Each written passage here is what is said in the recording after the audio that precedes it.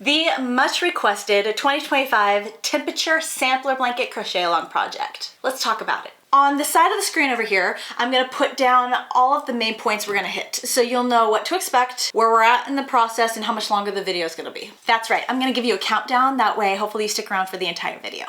Let's begin with how I plan on structuring my 2025 temperature sampler blanket crochet along. First, we're gonna be making 1 row per day, every day in 2025. That way it's straightforward. We aren't having to figure out what day am I accounting for, all of them. Also, the last weekend of the month, I'm going to release a video for what the following month's crochet stitch will be for the project. This video will include a calendar stitch card similar to what I had in 2023, but upgraded. It'll include the calendar for that month on top and a spot on the bottom that identifies how to do the stitch that we will be doing, like all the instructions. What I'm gonna do for you is each individual day on the calendar, I'm going to write what row repeat you should be doing that day. So if the pattern below says repeat rows 2 and 3 for pattern, then in the calendar above, I'll put row 2 repeat, row 2 repeat, row 3 repeat, row 2 repeat, row 3 repeat. So that way you're having one less thing to think about. Each day I will also have a little line so that you can write in what temperature you plan on accounting for that day, whether it's the daily high, daily low, or daily average. Just making it clean, organized, and easier to use. Another thing that's really cool about these calendar stitch cards is you can just print out the stitch card, fill in the temperatures for each day, and then just have it set aside until you're ready to come to the project. That way you're not feeling a bunch of pressure to the project, like you have to keep up with it, like you have to accomplish it by a certain time. I mean, life happens. So having these calendar stitch cards all filled out, ready to go when you're ready is awesome. There's gonna be 12 stitch cards, 12 different stitches, 12 calendars. Obviously there's 12 months in the year. Now I have my squirrel moments. I forget things all the time, which is another reason why I'm really excited about turning this temperature blanket into a sampler blanket as well, like combining the two. Every month I'm going to be releasing a video on what the next month's stitch will be. This is another reminder of, hey, we're doing a temperature blanket together. It's also a way to re-engage you in the project, get you excited again for the project, and just those little reminders, those little nudges that, hey, yeah, you're doing a temperature blanket. How you doing on your project? On a side note, if there's a stitch that I show you or that we're going to be featuring one month and it's not for you, you're not enjoying it, feel free to substitute that stitch in for a different stitch that we have done previously. If you really liked another stitch, just repeat that stitch. Bring that one back over. Not a problem. Or if you want to do something new, find a stitch that has a 1-to-1 stitch ratio, such as like just work single crochets or just work half double crochets. Don't go bigger than half double crochet though, please. We're gonna try to control the length of the blanket. You could do post stitches, front loop only, back loop only. You don't have to use the stitch that I am featuring for the month. That's what I'm getting at. I want you to have fun. This is your blanket and I want you to enjoy the process, not feel like, oh, I'm struggling to get through this because I really don't like it. The next thing I want to talk about is wonderground.com. If you go to this website, you can click where you live and it will show you everything that you could know about the weather where you're at personally. It not only tells you what's happening right now and breaking down the hour and stuff, but it also will forecast for you. So the next 10 days, this is going to be great if you're filling in your calendar stitch card and you want to kind of work ahead so that way, you know, kind of make some forward progress instead of going every single day. It also shows you the calendar, which gives you even more days forecasted forward. I do want to caution you on going too far ahead though, because what I noticed in 2023 using this calendar, it's a great estimate of what the temperature will be, but it's not exact. And usually when I ended up getting to that day, the temperature changed. And I was like, oh, it's not accurate, boo. But it's at least gonna give you a good idea of what to anticipate if you wanna look ahead. You can also click on history and look backwards. So if you missed a week and you're like, crap, what was the temperature last week? You can just click on history and it'll show you what the weather was last week. It can even go back years. So some people love to make temperature blankets for family members or friends that are more nostalgic, such as the year they were born, or an anniversary year, or a year of a milestone or significance. So you can go to history, you can click on the year that you want to look up what the weather was, and you can like just log in all of that information on your calendars and just make your entire temperature sampler blanket based on that year. So that's a really cool feature. Another reason why I want you to go to wonderground.com is I want you to go to your region, wherever you live, and I want you to look at the history of last year, or all of 2024. I want you to break it down by month. I want you to look at it, and I want you to see what was the temperature range. Also, find out how often a certain temperature range was hit. Wow, we saw a lot of days in the 70-degree weather range for the month of January. Gauge what temperatures that you saw and how often you saw those temperatures. Write it down. This is going to help you to figure out what kind of weather to anticipate for 2025. If you noticed in all of 2024 that where you live, it never got colder than 40 degrees. Great, you know where you can start at in your gauge. Or if you noticed, oh my gosh, we never saw temperatures over 90 degrees.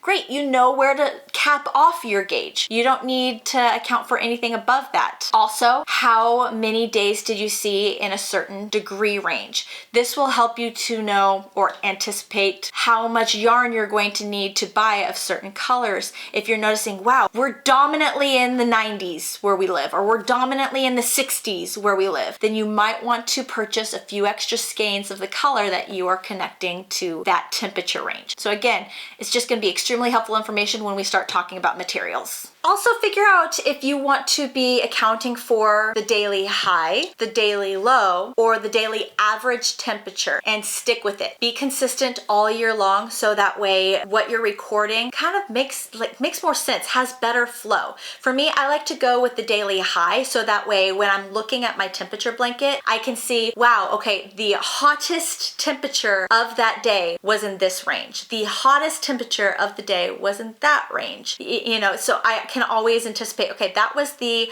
high temperature of every day, instead of messing with it and like, oh, that was the higher or low or average. I don't really know. The temperature was at that point, at some point that day. It's just sloppy recording. So pick one and stay consistent all year long. That way it's a much better representation of what you recorded from 2025. Great. Now you know how to find information on your weather. Just go to wonderground.com. Next, we want to go over creating a gauge. The gauge is going to help you to identify the temperature ranges that you're working with and what color you are assigning to that temperature range. This is going to help you as you're going through your calendar and you're like, okay, the temperature is this. Now I'm going to check my gauge. What color of yarn am I using for this day's row? You don't have to spend a lot of money on a gauge. You can use a piece of paper. I like to use cardstock because it's stronger and it's not going to rip as easy, but you can just use a piece of paper, fold it in half, write out the temperature ranges that you're planning on breaking down, and either hole punch so you can tie the yarn next to the temperature range, or take some tape and just tape the yarn right next to the temperature range you plan on assigning that color. That way, if you notice on your calendar the temperature was 76 degrees, you just go to your gauge, find your 70-degree mark, and what color am I using? Oh, I'm using that color, great, and you can go towards your project. It's going to keep you in check so that way you're not having to remember what yarn was I going to use for this temperature range. That's what the gauge is for. There's also some really cute wooden ones that you can get. Etsy has some beautiful ones. If you contact the shop owner, they can customize them for you. Or if you still want a wooden one, but you want to spend a little less money,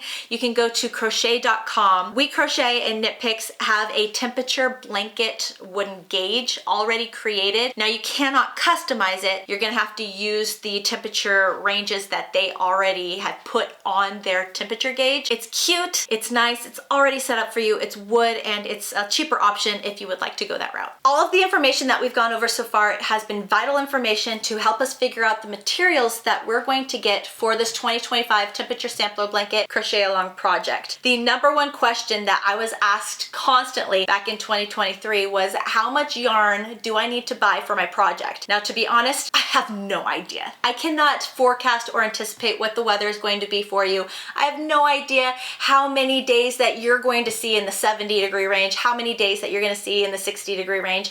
I don't know. I can't tell the future. But what you can do is get at least one skein of every temperature breakdown that you plan on accounting for, so that way you can assign a color to each temperature breakdown for your blanket. One skein per breakdown.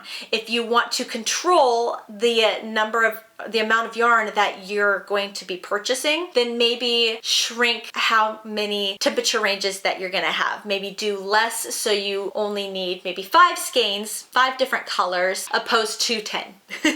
There's one way that you can cut back on materials. Second, go back to wunderground.com. I mean it. Find out, figure out how often or how frequent were you seeing days in the 70-degree range? How frequently were you seeing days in the 40-degree range? Find that out. That way, if you're noticing, hey, gosh, in 2024, we had a whole, like for me personally, 2024, I had a whole summer where every single day was in the 100-degree mark. So I might want to stock up on that temperature range. So I don't know how much you're going to need to buy. You don't need to go nuts and buy 10 skeins of one color, but stock up a little bit. That way, you know, hey, I see this temperature often. I'm going to need a few extra skeins of that. Also, pick a yarn that is not heavily textured, so that way you can see your stitches, you can see where to place your crochet hook, you can actually see the pattern, and it's not hidden away by a bunch of texture. Because temperature blankets are notoriously known for how long they are, I mean, if you're doing 1 row per day, every day, that's 365 rows. And depending on the crochet stitch that you're using, that blanket can get really long. To help, I'm using a size 3 weight yarn for my project. Now, have fun finding a 3 weight yarn that you really like. Search for colors. Have fun going to Michael's, Joann's, Hobby Lobby. Go online to search for colors at Hirschner's.com, Yarnspirations.com, PremierYarns.com. There's a lot of different yarn websites that you can go to with so many options that you can select from. Or if you want to just go to your local store, you can do that as well. Just try to stick with the size 3 weight, so that way we aren't getting obnoxiously long.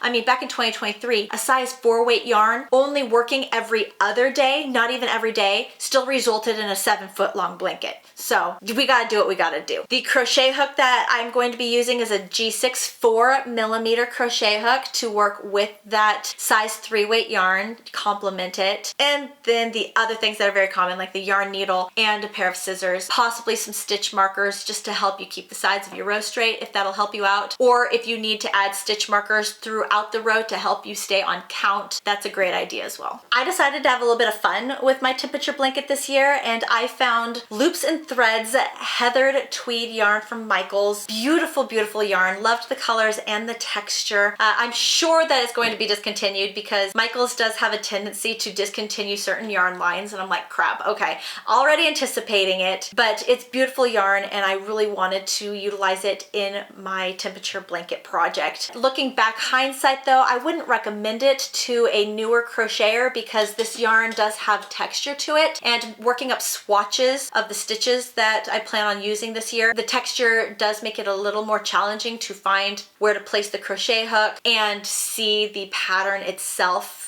in a finished form. But me personally, I really love the yarn, so I'm going to be using this yarn on my own personal temperature sampler blanket project. But when I'm showing you how to do the stitch, the demonstration, I'm going to be using a completely different yarn, so that way it's very clean, very clear, and easy to see what's going on and how to do it. Another huge question I was asked a lot back in 2023 when I did my first temperature sampler blanket project was what colors to buy, what colors look good together, just color palette. And to be honest, that is really personal preference. Your blanket should either resemble colors that you associate with a certain temperature range, or it could just be that you found a yarn that you really loved and you just needed to select certain colors from that yarn line. That way, like, okay, I love this yarn line, want to use it. This color I will assign to the 80s. This color I'll assign to the 70s. And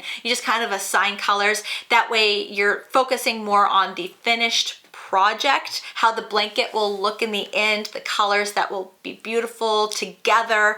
So that's another approach. Or you can go to Pinterest.com. You type in the search temperature blanket color palettes, and they have some ideas for you to play with, just some inspiration that might help you to get started or give you some direction on what you want to do. Again, temperature blankets are a very personal thing when it comes to color. Either select colors that make you think of that temperature range, like yellow, 80 degrees or 90 degrees because it's hot and it's sunny. It's up to you what you want to do. In summary, got some homework for you. I want you to go to wunderground.com and I want you to figure out if you plan on recording the daily high, low, or average temperatures. Then get a piece of paper. I want you to document the temperature range that is common for your area, so that way you then know what to start breaking down. Also, document, record the most common temperatures that you see. If you see a lot of 70-degree weather, 60-degree weather, make sure you account for that so you know what material to stock up on. Next, make your gauge or buy your gauge, buy your materials, and I will meet back up with you the last weekend in December with a calendar stitch card for the month of January and a video tutorial on the January featured stitch for the month